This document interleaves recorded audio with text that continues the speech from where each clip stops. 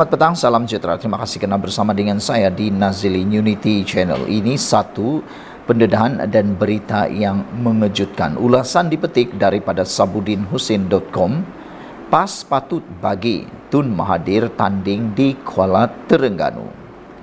Meski Tun Mahathir berharap agar PN memenangi ke-6 negeri dalam PRN 12 Ogos ini, hubungan beliau sebenarnya masih dikira kekal pada tahap suam-suam kuku saja dengan gabungan blok pembangkang itu yang beria-ia ingin berbaik dan tetap memuja bekas Perdana Menteri 2 kali itu hanyalah PAS sahaja. Selain membawa Tun Mahathir ke Kelantan minggu lalu dan Shah Alam semalam, didahului sebelum itu Hadi Awang sendiri mengadakan perjumpaan dengan bekas Perdana Menteri tersebut. Difahamkan beberapa program lagi sedang diatur untuk menggandingkan kedua-dua pemimpin berkenaan sepanjang kempen PRN ini. Ada penganalisis politik bertanya soalan kritikal untuk kita semua, iaitu adakah Hadi Awang sedang mempergunakan Mahathir Mohamad untuk memenangi hati rakyat, khususnya orang Melayu, ataukah Mahathir sebenarnya yang menggunakan Hadi Awang untuk hidup semula, relevan semula dalam dunia politik di Malaysia? Sila tinggalkan komen anda dalam ruangan komen berkaitan soalan para penganalisis politik tersebut. Selain itu, sebaliknya, bagi bersatu, walaupun Muhyiddin Yassin ada berjumpa empat mata dengan Tun Mahathir tidak lama sebelum ini dan turut bersama dalam program di Kelantan minggu lalu, hubungan itu dikatakan tidak lebih sekadar rasa hormat semata-mata. Muhyiddin dikatakan tidak mungkin menjalin hubungan lebih jauh daripada itu dengan Tun Mahathir. Lebih-lebih lagi berkaitan kerjasama politik melibatkan Bersatu dan PN atau dalam apa-apa hubungan yang ada kaitan dengan PRN akan datang.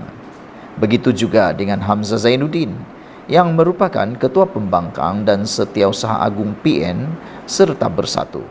Beliau sehingga kini kekal menjarakkan diri dengan Tun Mahathir.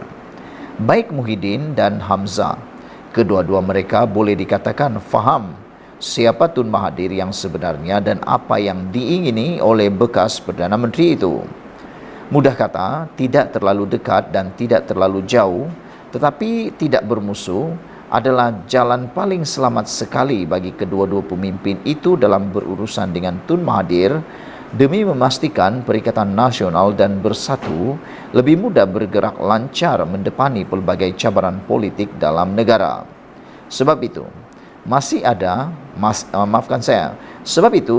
masih tiada hubungan yang rasmi terjalin antara Tun Mahathir atau proklamasi orang Melayu yang diterajui bekas ahli Parlimen Langkawi itu sama ada dengan Perikatan Nasional maupun dengan Bersatu sehingga ke hari ini.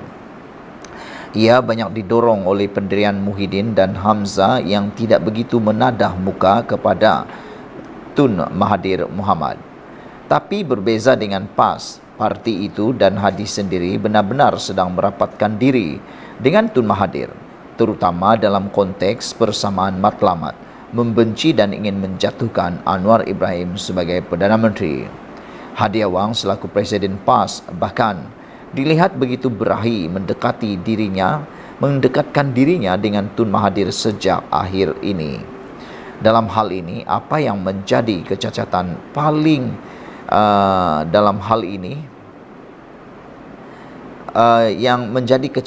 paling besar bagi Tun Mahathir dalam kegairahannya mau menjatuhkan Anwar ialah kedudukannya yang sekarang ini bukan berstatus ahli parlimen. Lebih daripada itu, kekalahan beliau sehingga hilang deposit pada PRU 15 lalu di Langkawi terus menjadi persendaan yang amat memalukan bekas Perdana Menteri itu setiap kali beliau menyerang Perdana Menteri. Ramai yang memperlekeh Tun Mahathir dan menganggapnya tidak layak lagi berlawan dengan Anwar berikutan sejarah buruk hilang deposit yang dialaminya itu. Paling relevan untuk berlawan dan ingin menjatuhkan seorang Perdana Menteri tidak lain ialah seseorang itu mestilah berstatus ahli parlimen. Kalau tiada status ahli parlimen, cakap seseorang itu dengan sendirinya Jadi tidak lagi berbisa kerana tanpa status ahli parlimen, selain seseorang itu tidak boleh menjadi Perdana Menteri, dia juga dikira berada di liga yang berbeza berbanding kelompok ahli-ahli parlimen. Lagipun, takkan ahli-ahli parlimen mahu berketuakan atau mendengar cakap seorang yang bukan ahli parlimen. Sebagaimana dimaklumi semua, selain PRN 6 negeri bakal berlangsung pada 12 Ogos depan, PRK Parlimen Kuala Terengganu juga akan diadakan bersekali pada tarikh tersebut. PRK Parlimen Kuala Terengganu perlu diadakan berikutan kemenangan calon PAS pada PRU 15 yang lalu. Ahmad Amzad Hashim telah dibatalkan di mahkamah lantaran petisyen yang dikemukakan BN berjaya membuktikan wujudnya amalan rasuah ketika kempen berlangsung di kawasan tersebut.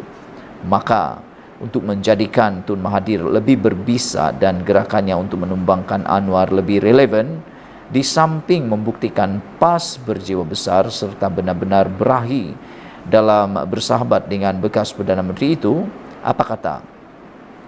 Beliau diberi laluan bertanding dalam PRK Parlimen Kuala Terengganu pada 12 Ogos depan ini.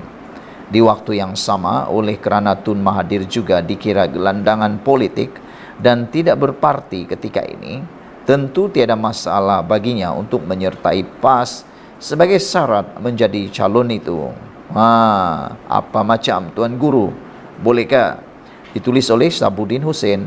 Sekian dulu untuk kali ini. Jangan lupa tinggalkan komen anda, tekan butang subscribe. Kita jumpa lagi. Bye-bye.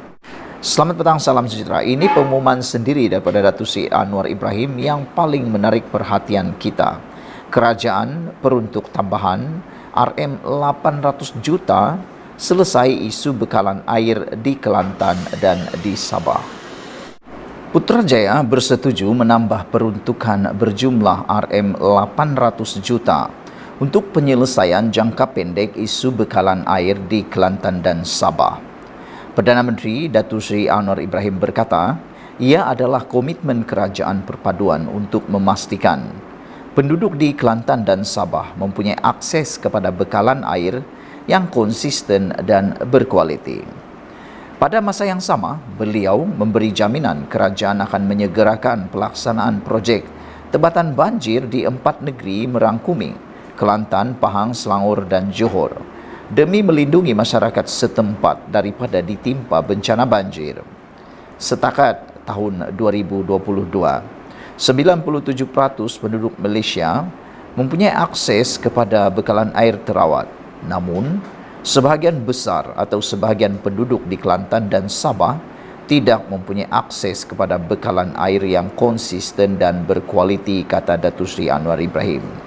Ini menunjukkan kesedaran oleh Perdana Menteri kita Datuk Seri Anwar Ibrahim betapa rakyat di Sabah dan juga di Kelantan memang memerlukan bekalan air yang amat kritikal. Di Sabah saja, kawasan air yang terawat, menerima kawasan air yang terawat amat besar jumlahnya. Oleh sebab itulah, dengan pengumuman daripada Datuk Seri Anwar Ibrahim ini memberikan satu tonik baru, keyakinan baru kepada penduduk rakyat di Sabah dan di Kelantan untuk terus menyokong Datuk Seri Anwar Ibrahim. Kata Anwar Ibrahim, kerajaan perpaduan komited menangani isu berkaitan dengan air terawat dan air yang konsisten dan berkualiti ini dan bersetuju untuk menyediakan keseluruhan RM800 juta tambahan bagi penyelesaian jangka pendek untuk kedua-dua negeri ini. Kerajaan ini berikrar memastikan semua rakyat menikmati akses yang universal dari segi infrastruktur asas, sama ada bekalan air atau elektrik. Rakyat di kawasan desa wajar punyai perkhidmatan asas bertaraf dunia, kata Datuk Seri Anwar Ibrahim.